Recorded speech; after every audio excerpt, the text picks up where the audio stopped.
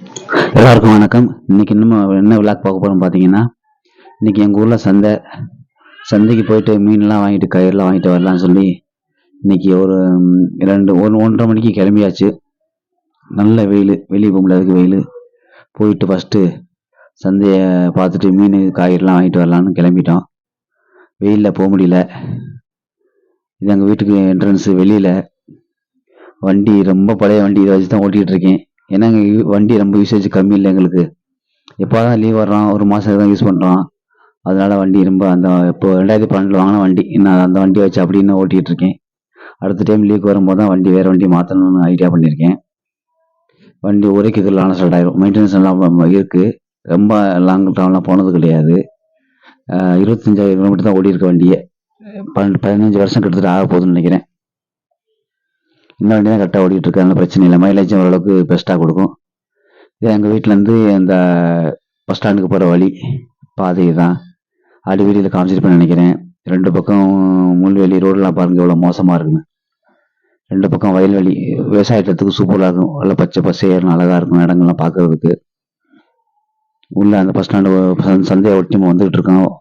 உள்ள என்ட்ரி ஆகும்போது கொஞ்சம் மெயின் ரோடு வரும். அங்கேருந்து ராமேஸ்வரம் மெயின் ரோடு வரும். ஈஸியாக ஷார்ட்கட் ஈஸியாக இருக்குது. இங்கேருந்து லெஃப்ட்டில் திரும்பணும் அப்படின்னா பஸ் ஸ்டாண்டு. நம்ம அங்கேருந்து எல்லா ஊருக்கும் போகிற பஸ்ஸஸ்லாம் வரும். மதுரை, சென்னை அங்கே போகிற பஸ்ஸெல்லாம் அங்கே அதிகமாக வரும்.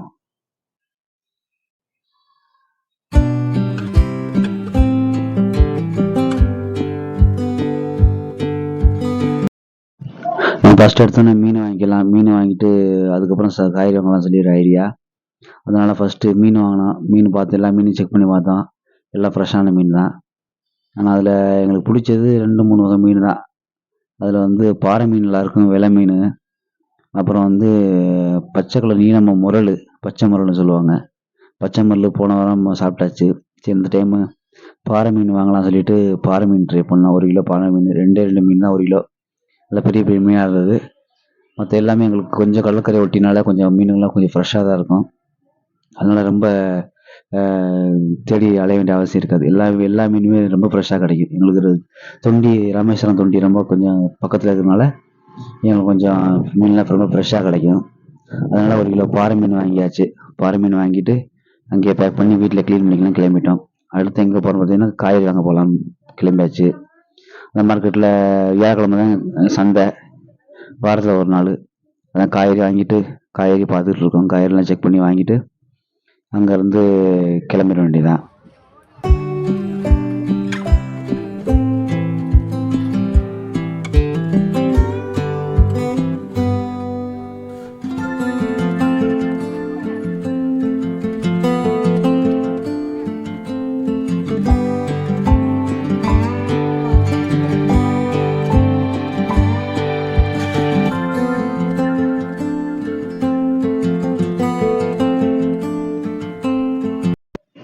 இதுதான் எங்கள் வீடு. நீங்கள் பார்க்குறது 2 மாடி வீடு. வீடு கட்டி ஒரு 15 வருஷம் கிட்டத்தட்ட நெருக்கி இருக்கும். நம்ம வீடு மெயின் என்ட்ரன்ஸ் கேட்டு, மெயின் கேட்டு சைடில் தான் பனை ஓலை வச்சு கட்டியிருக்கோம். அதெல்லாம் ஆடுகள்லாம் கிடக்கு. 4-5 ஆடு இருக்குது. அதனால கொஞ்சம் சேஃப்டிக்காக வச்சுருக்குது. சந்தை வாங்கிட்டு வந்தாச்சு. வாங்கிட்டு வந்து மீனெல்லாம் க்ளீன் பண்ணணும். மீன்லாம் க்ளீன் பண்ணிட்டு இன்றைக்கி சாப்பிட மாட்டோம். க்ளீன் பண்ணிட்டு ஃப்ரிட்ஜில் வச்சுட்டு நாளைக்கு தான், வியாழக்கிழமை சாப்பிட மாட்டோம். நாளைக்கு தான் சாப்பிடணும். ஓகே.